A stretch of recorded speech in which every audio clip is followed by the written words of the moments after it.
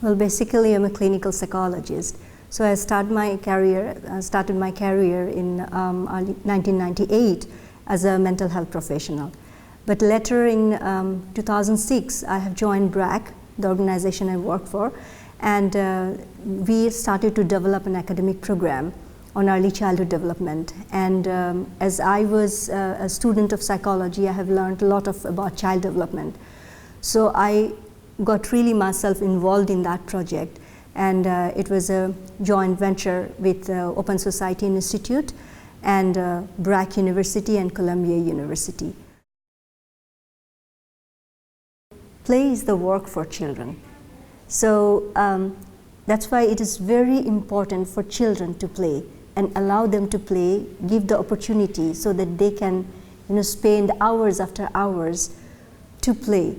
But culturally in our country, we really do not see play as positive or as effective. So as I was talking, that when we see play, and I work for disadvantaged children, and I work for children in the Rohingya community who are exposed to severe trauma. So I have seen that whenever they play, the smile in their faces, that really, touch my heart, that even after such sufferings, whenever they're playing, the smile they have, the communication they have, the attachment that I develop with them immediately. They can play with very simple thing, with a small piece of wood or maybe a piece of paper, all these things, and nothing, even without anything, they giggle with each other. So these are all the things that draws my attention, and I feel that yes, it has a superpower. And I also feel that it's no matter where the child is, even if she is a middle class child, or even she is upper class child, or even she or he is a child from very disadvantaged context. But play is useful, play is very important for all setup, for every children, and it helps them to develop all the developmental outcomes that we expect in a human being. It supports to develop all these things.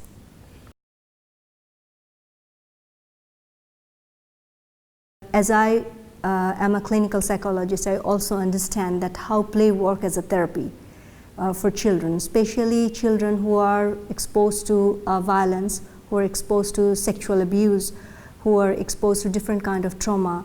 Play really heals them to cope with the situation and start to have a new, second new, or it is a different change in their life where they become resilient and they can start coping with the changes. So unless we give them the opportunity, they are unable to express and vent out their emotions. Sometimes if you allow the children to play with the dolls, you will see that the tortures, that the discussions in the family that comes out through play. And when they are talking on this issue and playing, then if you sit beside them, if you listen to them, and if you ask one or two very simple questions, they will keep continue, and that will really give them the chances to express their feelings, express their emotions, which they used to keep hidden. As I said, that I work with the Rohingya children, and they're exposed to severe violences and traumas. So initially they used to draw, and they're very skilled. As a 4-year-old, as a 3-year-old, their drawing and their arts are amazing. So initially they used to draw guns, they used to draw helicopters, although not very fine, but you can understand that from the helicopters there are bullets coming in and people are dying. They used to draw fires. So now that more than 1 year has gone by, and we keep on playing with them, and we have developed a group of paraprofessionals. We call them para counselors, and they also have play facilitators who are known as barefoot counselors. They're all trained in basic psychosocial counseling skills, and the para-counselors are trained in play therapy, art, music therapy. So they sit with the children and they talk and they give special times. The barefoot counselors or the play facilitators, they identify children who are not playing or who are not taking part in the activities, or who are kind of withdrawn or maybe too violent, they're hitting others. So they then refer these children to the para-counselors, and the para-counselors either comes to the centers to play with them, or they visit their houses. I conducted a research in Bangladesh with the post-traumatic stress disorder and postpartum depression. And I have found that many of the women who got pregnant and they're coming from disadvantaged background and they suffer from postpartum depression. And when they play with their children, it helps them to reduce their scores in depression scales. And mother-child bonding was much stronger. And also we have seen that the children, when the mother plays with them, they also have increase in their development outcome scores. So these are amazing things to see the effect of play, how it can heal them, how it can support both mother and child.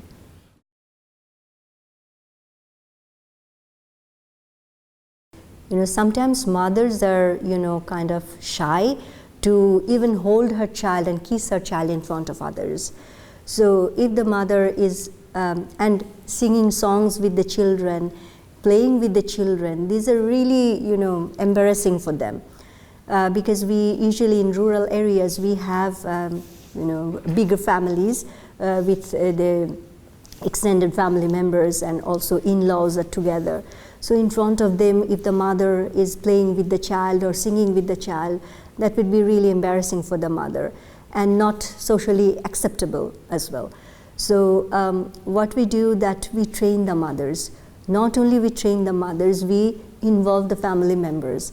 We tell them that why it is important. So whenever we want to go to mother-child intervention to visit the houses, the first few sessions are involving the family, awareing them that why the mother should do it. When the mother comes to the center to learn things, the mother-in-laws usually criticize. Now they're going to play, okay? So they're going out for 2 hours to play. So the child is going to play, mother is also accompanying. And then we also convince the mother-in-laws, because they have higher authority in Bangladeshi culture. So we have to convince them. And then we also invite them to play. And now that what happens, the mother-in-laws, aunts, elder siblings, cousins, they all come in the toy making sessions. We have quarterly, toy making workshops. It becomes a festival. Everyone comes with whatever they have, and we also provide them some materials so that they can develop. The whole day, you won't believe it unless you see that how enthusiastic they are, and they come with everything, and they spend almost 4 to 5 hours a day, and they have small snacks from us, but they sing songs while they're preparing all the things. And when they know that they're contributing for the children's center, and this toy will be placed in the child spaces, the play labs, where the children will be playing with them, they feel so connected, and they find it that it is so close to their heart. So it requires a whole mindset change, and it requires a lot of effort as well. The implementer or the practitioners, they have to understand that mindset change is a time-consuming thing, and you need to be positive and you need to be patient to make it happen.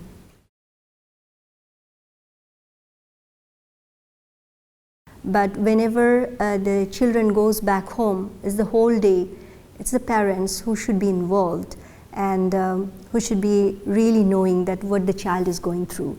So we also work with the parents that whenever the child gets up from their sleep, or if they in the middle of the night, if they say that I'm scared, what to do with the child, how to play with the child, and how to calm down the child. So the mothers knows all these things, and we talk to the mother, and the para counselors go with the play items, with toys, and play with the child, draw with the child, and spend some time, and also train the mother that how she can continue and what conversation she will talk with the child. And usually when the environment is so traumatized and everyone is traumatized, mother is also traumatized, and maybe she is expecting unwanted child because she is also rape victim. So there are family members who are exposed to different types of trauma, and sometimes it's not they themselves by their own, but sometimes it's neighbors, or it may be close to their family, and they can see that what kind of suffering that person has had. Or so whenever they bring all these experiences with them, it is really difficult for them to cope with the new environment, and Bangladesh is totally a new environment for them. Many of them, while talking to me, they say that we used to have a house, we used to have a playground. Children say that we see no hope for our life. 10-year children who are a bit older, like 7-year, 8-year, or 9-year, they can express themselves. And they say, like I have talked with 8-year-old children, they say that, well, we do not have schools, we do not have playgrounds, we do not have the friends that we had in our houses, but now we are here in Bangladesh and we are living in a hill. Actually, we also had to cut down all the hills and make it a plain, a level land, so that they can stay there, they can live there. And still the children are trying to cope, and our para-counselors, our psychologists, and our play facilitators, they are supporting them.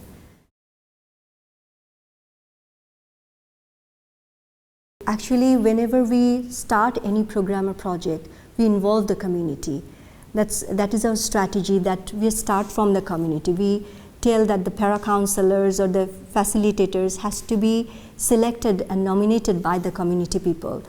And we have series of meetings with them, that what we are interested to do. For example, I spoke about humanitarian play labs, where we have near about in Cox's Bazar we have 30 camps, and in 30 camps we have 300 child-friendly spaces where we are implementing this model. And we are, we have a target of serving 60,000 children. At present, there are 40,000 children we are serving, and they're from 0 to we approach the mothers when they're on their last trimester. From then up to age 5, we provide services to children and their families. And as I was telling, that whenever we start a project, we talk to the community leaders. We talk to because in Rohingya community, the community leaders are called Majhi, and they are kind of very empowering, and whatever they say, the other people, the community people must obey. And also religious leaders are very empowered there. So we convince those people. Whenever we want to start a project, we invite them and we talk to them that this is our interest and this is what we are interested to do. So, and we convince that why we want to do that. And they also agree upon that. And then we invite the parents, the family members, and we also involve the Majis and religious leaders to talk to the families. Otherwise, they will not send their children. Yeah. So, and then we have series of community workshops. We have series of awareness programs. We have parenting sessions, and we go to the family members. It's not that only children. When we talk about children, We talk about the family members as well. So each para-counselor is responsible for the center, 5 centers, and each para-counselor is responsible for 25 households centering each center. So one para-counselor is responsible for 125 families, and she goes whenever there is a need, she goes there. We have also paraprofessionals for 0 to 2, where we involve the mother's well-being and child and mother bonding. So we have long sessions with the mothers. Every week there is one session for 1 hour with the mother, and this is a session where we have involve the mothers in a way so that they can vent out, they can share their experiences, and we try to find out that what are the negative things they experience as well as what are the positive things now they have, so that they can visualize that what else they can do. And I think that Rohingya community has many things in their community which is really therapeutic. For example, we ask them that whenever you have crisis or if you feel sad, what do you do? So they say 3 things. They say that how do you feel? And it is also researched by an organization called IOM, and they say that the research results say that they said we pray when we feel sad. We allow our children to play so that the children can forget all the sadness, and we also involve in a community where we live very closely together. We help each other, so that's how we can be resilient, and we try to be satisfied with what we have. So these are all the things. They have wonderful cultural craft things. They can do wall painting. They have stitching things on their ceiling, which is called samiana, which are very attractive looking. And girls, they do a lot of makeups. Women, young girls, and even like 3-year or 4-year-old girls, they wear sandalwoods on their faces. So these are all healing things that they do in their culture, and we try to use those things.